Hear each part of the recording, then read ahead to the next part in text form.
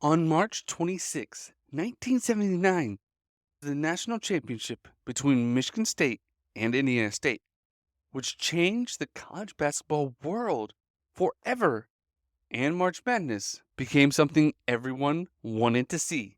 Today we dive into this historic moment on Daily Sports History.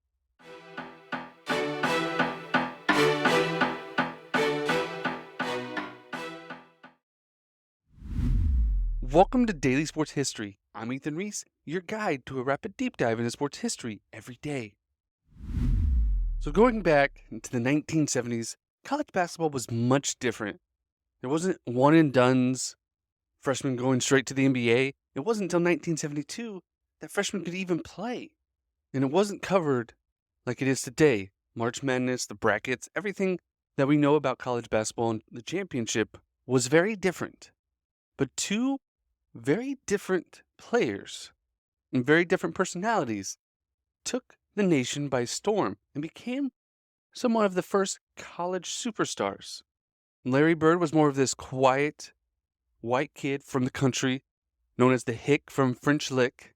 He started his career under Bob Knight at Indiana as a freshman, but left before even playing a game because the spotlight was too big. And after taking a year off, he wound up at Indiana State. A quiet kid that just let his skills on the basketball court do all the talking. When he got to Indiana State, they were a below-average team. They hadn't been good since John Wooden used to coach there before he left for UCLA. His first season, they barely got over 500. But that's when he started to take over his sophomore year, leading him to a 25-3 record and scoring over 32 points a game. His junior year, he again led them to a great record, scoring over 30 points a game, which led the Boston Celtics to actually draft him after this year. Back then, the rules were a little different. They drafted him, and he actually told them he was going to stay for his final year in college. They would just hold on to the rights as long as they signed him before the next draft. He came back to Indiana State only because the coaches agreed to not let him have to deal with the media a lot. Vice versa, there was Magic Johnson, also standing at 6'9", but he played point guard rather than the normal forward position at someone that size. The way he moved with the ball in his hand was like magic, a reporter said when he was in high school, which is why Irving Johnson is now known as Magic Johnson, and that name has stuck with him ever since. So partly that unique nickname led to his popularity, but it was also his skills on the basketball court and his giant smile and personality that led people to enjoy him in a different way that they enjoyed Larry Bird. His freshman season at Michigan State, 17.7 rebounds and 7 assists, and did the same his sophomore year, and when he talked to the media, everyone wanted to listen and hear what he had to say. So by the end of the 1979 season, both players had been on the cover of Sports Illustrated, both in different ways. When Larry Bird was on, they just talked about him, as he gave no quotes, but Irving was all about talking and giving all the quotes he could give and enjoying the spotlight.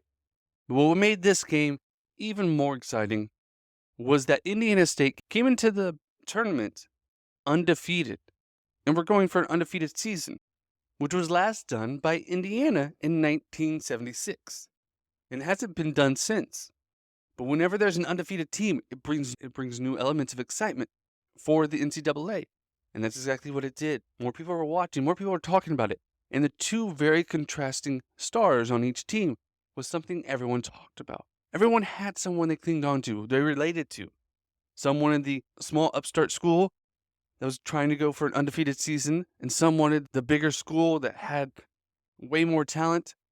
So we come to the actual game, which was hosted at the University of Utah. It was the last time they actually had the game played on a college campus, mainly because this game helped make the tournament so much more popular than it was before.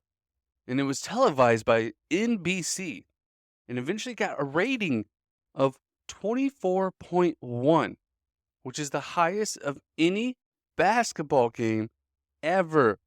Any, not just college, NBA, Olympics, any basketball game, this was the most popular game ever by TV standards.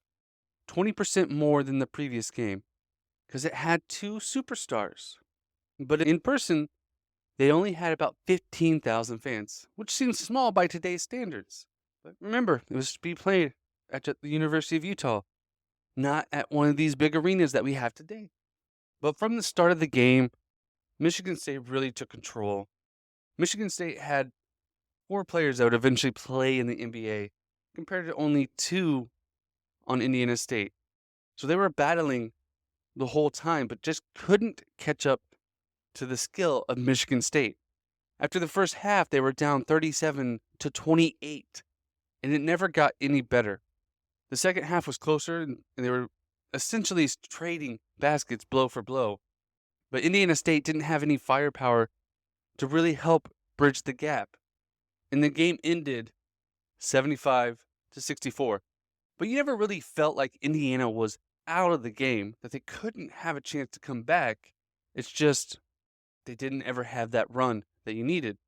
Magic Johnson finished with 24 points, and Larry Bird only had 19. It was one of Larry Bird's worst shooting games, which partly led to their downfall in the game. And they were not able to finish their undefeated season. But after the game, both Larry Bird, who was a senior, went on to the NBA, and Magic Johnson actually left early after his sophomore year. It was the number 1 pick by the Lakers. And the fact that they both went to teams that were already rivals in the NBA extended their rivalry and made this game even more meaningful throughout the rivalry they had in the 1980s in the NBA. Now, it's called a rivalry, but Larry Bird and Magic Johnson weren't really rivals off the court. They were actually good friends and still talk to this day. But this game changed a lot for the NCAA. With the added interest, they added more teams to the tournament and decided to change the venues to larger arenas so more people could come, and made March Madness the thing we all love to this day.